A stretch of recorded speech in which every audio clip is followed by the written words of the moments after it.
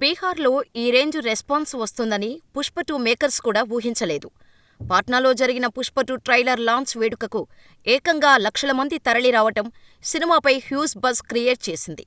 పాట్నా చరిత్రలో ఎన్నడూ జరగని పెద్ద ఈవెంటుగా ఇది కొత్త రికార్డు సృష్టించింది.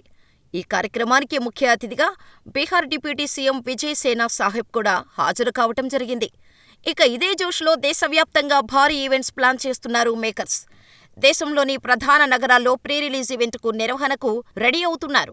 ఇప్పటికే షెడ్యూల్ చేసి పెట్టుకున్నారు. పాట్నాతో పాటు కోల్కతా, చెన్నై, కొచ్చి, బెంగళూరు, ముంబై, హైదరాబాద్లో ఈ ఈవెంట్స్ ను నిర్వహిస్తున్నట్టు తెలియచేశారు. ఇక పాట్నాలో అయిపోయింది కాబట్టి నెక్స్ట్ ఈవెంట్స్ పై ఫోకస్ చేయనున్నారు. ఈ ఈవెంట్స్ కూడా పాట్నా రేంజ్ లోనే ఉండనున్నాయి. అయితే పుష్ప-2 ట్రైలర్లో చెప్పినట్టుగా పుష్ప అంటే నేషనల్ అనుకుంటివా?